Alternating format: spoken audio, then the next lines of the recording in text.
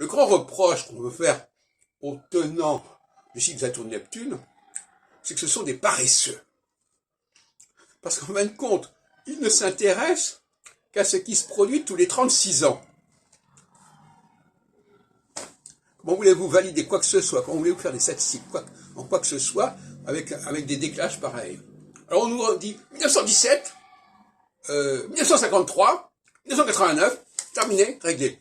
Si j'ai mes corrélations, terminé, je suis en règle. C'est des plaisanteries. Les gens qui ont le culot de présenter un travail de recherche de cette façon, c'est lamentable. Donc, il faut des rendez-vous de corrélation beaucoup plus fréquents. Ce que permet d'ailleurs les aspects, ne serait-ce que le carré. Le carré et l'opposition, c'est la moindre des choses. Quand on veut étudier un cycle comme Saturne-Neptune, on va étudier le carré de Saturne à Neptune, puis l'opposition de Saturne à Neptune, puis à nouveau un carré. On ne peut pas se contenter, comme on le fait actuellement, de regarder uniquement la conjonction. Évidemment, l'avantage, c'est que comme ça, on risque pas d'être trop démenti. Moins on a de corrélations à mettre en évidence, moins on prend de risques, évidemment. Mais, et puis en plus, on n'a pas besoin de se fatiguer.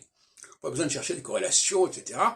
Alors, donc, voilà. Donc, je voudrais qu'on mette fin à ce scandale, et non, il faut absolument, d'ailleurs, ne serait-ce que par la règle de 7 ans, il faut absolument que dans un cycle, il y ait un anticycle. C'est-à-dire qu'il y a un cycle, et au bout d'un certain temps, la phase se présente sous une phase inverse. Bon, ce que j'ai dit dans une autre vidéo. Et ce que j'appelle la période de carré. Parce que pour moi, la conjonction et l'opposition, c'est la même chose. Donc il faut conjonction carré, opposition carré.